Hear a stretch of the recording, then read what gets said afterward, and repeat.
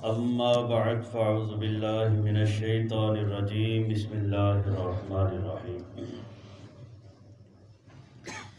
میرے محترم بزرگوں اور دوستو،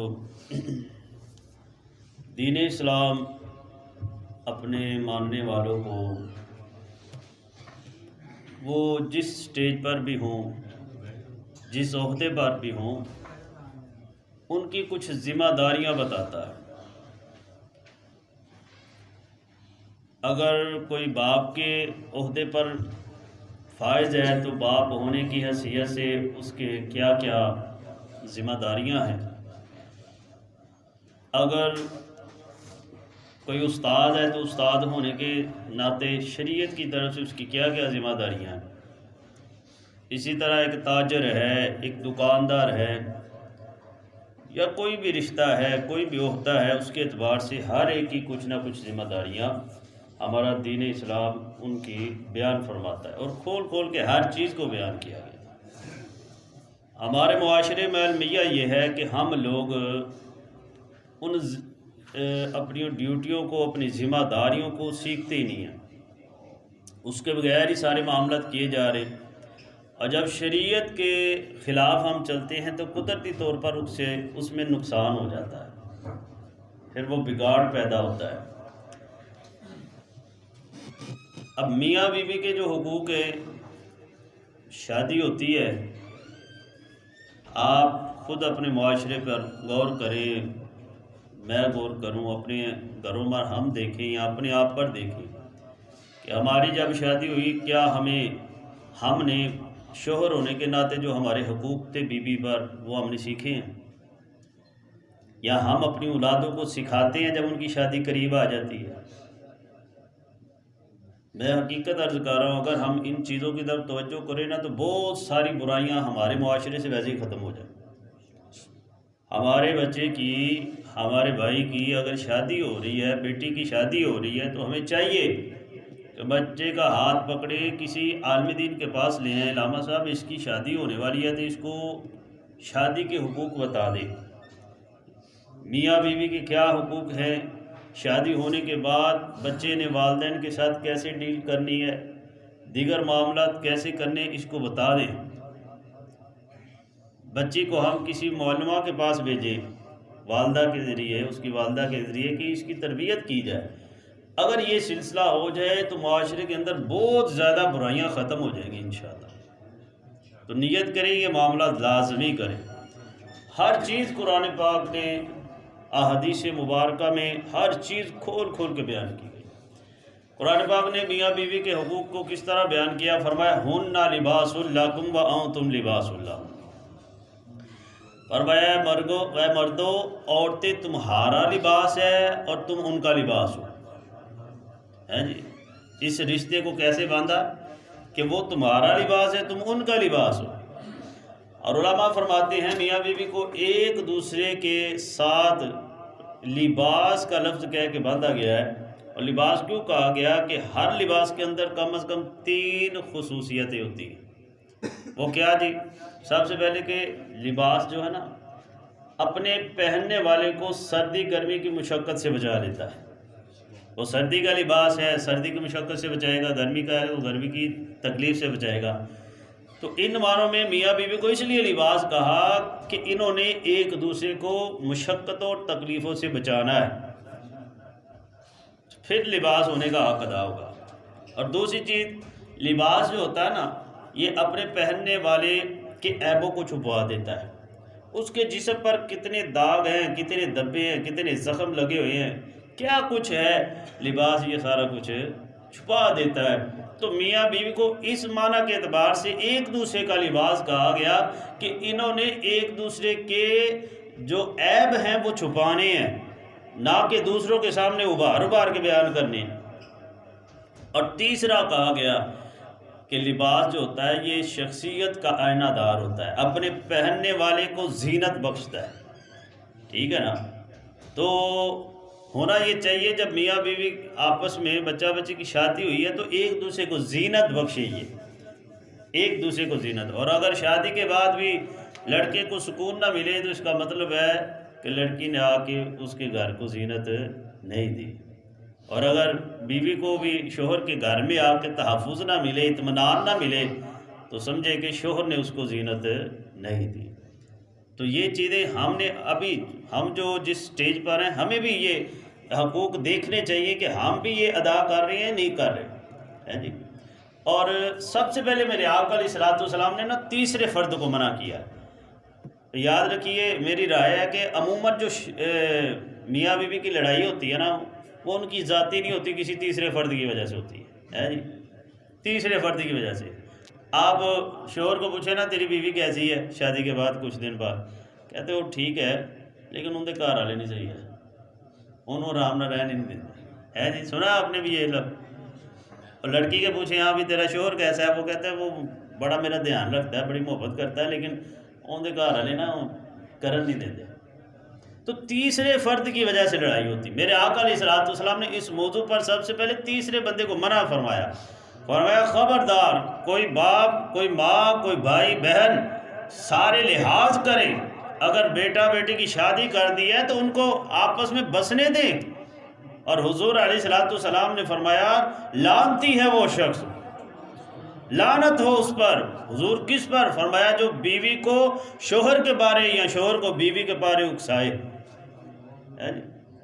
اچھے بھلے میاں بیوی رہ رہے ہوتے ہیں، کوئی تیسرا بندہ آتا ہے آ کے وہ ایسی بات کرتے، تیری بیوی ایسا بھی کرتی ہے، حالانکہ اس کی توجہ ہی نہیں اس طرف، وہ آرام سے رہ رہے، وہ بات کر کے سائڈ پہ ہو جاتے ہیں تو وہ آپس میں ان کی زندگی خراب ہو جاتی۔ میرے آقا علیہ الصلوۃ والسلام نے فرمایا اگر ان کی شادی کر دی ہے تو ان کے درمیان اچھے تعلقات پیدا کرو، نہ کہ ان کی آپس میں نفرت کرو۔ حضور نے لعنت فرمائی ایسے شخص پر جو جان بوجھ کے جا کے بیوی کو مرد کے بارے یا مرد کو بیوی کے بارے اکسائے۔ اور حضور علیہ الصلوۃ والسلام نے اپنی زندگی میں کر کے دکھایا۔ جب حضرت فاطمہ زہرا رضی اللہ تعالی عنہا کی حضور علیہ الصلوۃ والسلام نے مولا علی سے شادی کی تو حضور علیہ الصلوۃ والسلام نے نکاح کرنے کے بعد دونوں کے سر جوڑ دیے اور رب کی بارگاہ میں دعا دی، یا اللہ جس طرح ان کے سر جوڑ دیے، مولا ان کے دل بھی جوڑ دے، ان کے درمیان محبت پیدا فرما۔ اور حضور علیہ الصلوۃ والسلام اس کے بعد جب کبھی حضرت سیدہ فاطمہ زہرا رضی اللہ تعالیٰ عنہ حضور کی بارگاہ میں حاضر ہوتی تو میرے آقا علیہ الصلوۃ والسلام فاطمہ زہرا رضی اللہ تعالیٰ عنہ کے سامنے مولا علی کے فضائل بیان کرتے، اور مولا علی جب حضور کی خدمت میں آتے تو حضور علیہ الصلوۃ والسلام اپنی بیٹی کے فضائل بیان کرتے، فرماتے علی فاطمہ تو بدعۃ منی، فاطمہ تو میرے جگر کا ٹکڑا ہے۔ نہ کہ ایک دوسرے کی برائیاں بیان کرے بلکہ ایک دوسرے کی اچھائیاں بیان کرے کہ ان کی آپس میں محبت پیدا ہو۔ تو یہ جو ابھی حدیث پاک سنانے لگا ہوں، یہ ایسی حدیث پاک ہے جو اپنی گھر کی عورتوں کو سنانے والی ہے، بہن کو سنانے والی ہے، ماں کو سنانے والی، بیٹی کو سنانے والی۔ حضور علیہ الصلوۃ والسلام کے پاس ایک عورت حاضر ہوتی ہے، یا رسول اللہ صلی اللہ علیہ وسلم میں نکاح کرنا چاہتی ہوں، مجھے بتائیں کہ شوہر کے کیا حقوق ہے، اگر تمہیں ادا کر سکتی ہو تو میں نکاح کروں، ورنہ رہنے دو۔ تو میرے آقا علیہ الصلوۃ والسلام نے فرمایا شوہر کے یہ حقوق ہیں کہ اگر اس کے پورے جسم پر زخم ہو اور زخموں میں پیپ پڑ گیا ہو تو بیوی جو ہے وہ اپنی زبان سے ان کو چاٹ کے صاف کرے تو پھر بھی شوہر کا حق ادا نہیں ہو سکتا۔ تو عورت وہ حیران ہو کر دیکھنے لگی۔ میرے آقا علیہ الصلوۃ والسلام نے فرمایا تو اس پر حیران ہوتی ہے، شوہر کا حق اتنا ہے، اگر میں اللہ تعالیٰ کے علاوہ کسی کو سجدہ کرنا جائز سمجھتا تو سب سے پہلے بیوی کو حکم دیتا اپنے شوہر کو سجدہ کر۔ اور ایک جگہ حضور علیہ الصلوۃ والسلام نے فرمایا دنیا میں کچھ ایسے لوگ بھی چلتے پھرتے ہیں کہ جو چلتے پھرتے ہی جنتی ہیں، جو جب فوت ہوتے ڈائریکٹ جنت میں چلے جاتے۔ حضور کون سے؟ وہ حضور علیہ الصلوۃ والسلام نے تعداد بیان کی، ان میں سے فرمایا ایک وہ عورت جس نے زندگی اس طرح گزاری کہ اس کا شوہر اس سے راضی تھا، اور جب وہ دنیا سے جائے گی تو ڈائریکٹ جنت میں چلی جائے گی۔ اور جب حضور علیہ الصلوۃ والسلام نے مردوں کی طرف دیکھا تو مردوں کو فرمایا مردوں تم سمجھتے ہو میں اچھا ہوں، میں سب سے بہتر ہوں، تو فرمایا اگر مجھ سے سمجھتے ہو، مجھ سے پوچھتے ہو کہ تم میں سے سب سے بہتر کون ہے، تو فرمایا میرے نزدیک تم میں سے سب سے بہتر وہ ہے جو اپنے گھر والوں کے لیے بہتر ہے۔ خیرکم خیرکم لأہلی، تم میں سے وہ بہتر ہے جو اپنے اہل کے لیے بہتر ہے۔ وَأَنَا خَيْرُكُمْ أَهْلِهِ، فرمایا میں تم سب سے بڑھ کے اپنے گھر والوں کے لیے بہتر ہوں۔ اور پھر سید اعلیٰ حضرت رحمۃ اللہ تعالیٰ علیہ نے حقوق بیان کیے ہیں سارے، ہیں جی، ایک ایک حقوق بیان کیا ہے شوہر کے کیا کیا حق ہے۔ حضور علیہ الصلوۃ والسلام نے مردوں کو سمجھایا، فرمایا عورتیں جو ہوتی ہیں اللہ تعالیٰ نے ان کو اپنی حکمت کے پیش نظر ان کو ناقص العقل بنایا، عقل تھوڑی دی ہے۔ جیسے ایک بچہ ہوتا ہے نا، بچے ہمارے گھروں میں نقصان کر دیتے ہیں، بعض اوقات بڑی غلطی کر دیتے ہیں، بڑا نقصان ہو جاتا ہے، تو ہم کیا کرتے ہیں؟ بچے کو گھر سے باہر نکال دیتے ہیں جی۔ ہم کیا کہتے ہیں کہ کوئی گل نہیں، بچہ ہے، ہو جائے گا ٹھیک۔ غلطی بعض اوقات بہت بڑی بھی کر دیتا ہے، تو لیکن اگر یہی غلطی کو بہو کر دے تو ہمارا وہ معاشرے کے اندر طریقہ کیا چل رہا ہے، اتنی کڑوی کڑوی باتیں، اور اس کے باپ باپ کو، اس کے بھائیوں کو بلا کے ذلیل کیا جاتا ہے، اور ایسی باتیں کہی جاتی ہے کہ اگر ہماری اپنی دھی بہن کے لیے کہی جائے تو ہم برداشت نہ کریں۔ تو حضور علیہ الصلوۃ والسلام سمجھا رہے، فرمایا یہ ناقص العقل ہے اور اس کو ٹیڑھی پسلی سے بنایا گیا، فرمایا اس کو سیدھا کرنا چاہو گے سیدھا ہی نہیں ہوگی، ٹوٹ جائے گی، اور اس کا ٹوٹنا طلاق ہے۔ تو فرمایا اس کو سیدھا نہ کرو بلکہ اس کے ٹیڑھے پن کے ساتھ ہی تم گزارا کرو، اللہ تعالیٰ تجھے قیامت والے دن اجر عطا فرمائے گا، اجر عطا فرمائے گا۔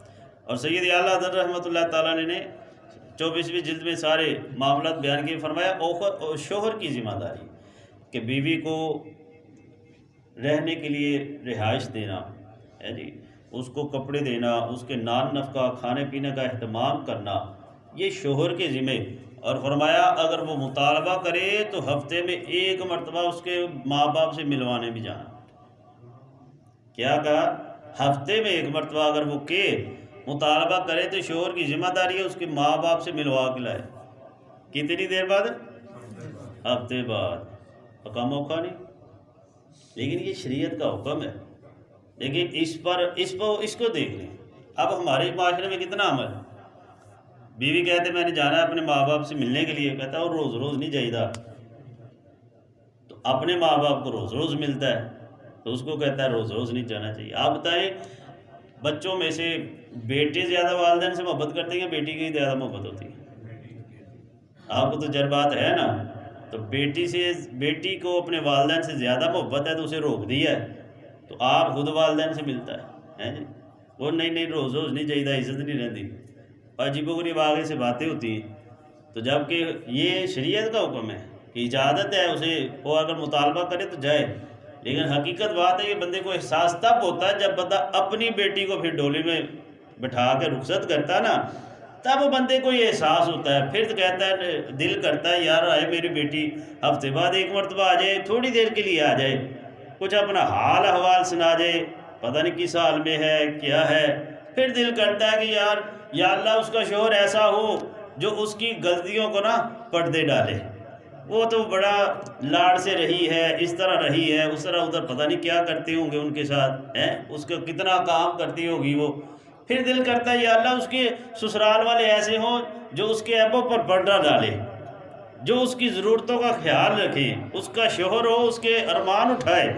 تو اگر یہ احساس ہمارے اپنی بیٹی کے بارے، تو دوسروں کی بیٹیوں کو بھی اپنی بیٹی کا جیسا سمجھنا چاہیے نا، تو پھر یہ ہماری بیٹیوں کو بھی انشاءاللہ یہ سہولتیں ملے گی نا۔ تو حضور علیہ الصلوۃ والسلام نے حقوق بیان کی۔ ایک عورت نا حضور علیہ الصلوۃ والسلام کے پاس آئی، عرض کرتی ہے یا رسول اللہ، پیغام بھیجا بلکہ اس نے نا، خود نہیں آئی، یا رسول اللہ میرے نا والد کی طبیعت بڑی خراب ہے اور 2 گلیاں چھوڑ کے ان کا گھر ہے، پیغام بھیجتی۔ حضور شوہر نا گھر سے جاتے ہوئے کہہ گیا ہے کہ جب تک میں نہ ہوں گھر سے باہر نہیں نکلنا، تجارتی سفر کے لیے گیا زیادہ دیر کے لیے، حضور کیا آپ اجازت دیتے ہیں کہ میں اپنے شوہر کی جا کے اپنے والد کی جا کے طبیعت حال چال پوچھ لوں؟ تو میرے آقا علیہ الصلوۃ والسلام نے فرمایا ٹھیک ہے، اگر تو چاہے تو جا سکتی ہے، لیکن بہتر یہ ہے کہ تو اپنے شوہر کی اطاعت کر۔ وہ عورت نہیں گئی، 2-3 دن بعد اس نے پھر پیغام بھیجا کہ حضور میرے والد کی طبیعت بڑی خراب ہو گئی ہے، اگر آپ اجازت دیں تو شوہر کی اجازت کے بغیر ہی میں اپنے والد کا حال چال پوچھوں، تو حضور علیہ الصلوۃ والسلام نے پھر یہی فرمایا کہ جانا چاہے تو چلی جا، لیکن بہتر یہ ہے کہ تو اپنے شوہر کی اطاعت کر۔ 2-4 دن اور گزرے تو اس نے پیغام بھیجا، حضور میرے ابا جی کا انتقال ہو گیا، تو اگر آپ اجازت دیں تو بیٹی ہوں تو اپنے والد کی جا کے میں چہرہ دیکھا ہوں آخری مرتبہ۔ تو میرے آقا علیہ الصلوۃ والسلام نے پھر یہی ارشاد فرمایا تو جانا چاہے تو چلی جا، لیکن اپنے شوہر کی اطاعت میں رہے گی تو یہ تیرے لیے بہتر ہے۔ تو یہ جب رات آئی نا تو پہلے وہ عورت بار بار پیغام دے کے پوچھتی تھی، لیکن اب حضور علیہ الصلوۃ والسلام صحابہ سے فرمانے لگے، صحابہ جاؤ پتہ کرو وہ گئی تو نہیں اپنے باپ کے گھر، جاؤ پتہ کرو۔ تو صحابہ کرام نے آ کے بتایا، حضور وہ نہیں گئی اپنے باپ کے گھر اور اپنے شوہر کی اطاعت میں بیٹھی ہوئی ہے۔ حضور علیہ الصلوۃ والسلام نے فرمایا، جاؤ پھر اسے پیغام دے دو، تو نے شوہر کی اطاعت کی، اللہ تعالیٰ کو تیرا یہ عمل اتنا پسند آیا ہے، اسی عمل کے صدقے اللہ تعالیٰ نے تیری بھی مغفرت فرما دیا، تیرے باپ کی مغفرت بھی فرما دی۔ شوہر کی اطاعت کے اندر اتنی برکتیں، لیکن یہ سمجھائے کون لوگ؟ یہ جب ہم تربیت کریں گے تو سمجھائے یہ معاملات بنیں گے نا، ٹھیک ہے نا۔ اور دوسری بات، میاں بیوی کا رشتہ جو بڑا نازک رشتہ ہے، اور یہ وہ جو پرانی باتیں ہیں نا بلی مارنے والی، وہ ختم ہو گئی۔ آپ جتنا پیار محبت سے عزت احترام سے رکھیں گے نا، اتنا زیادہ آپس میں تعلق رشتہ اور زیادہ مضبوط ہو جائے گا۔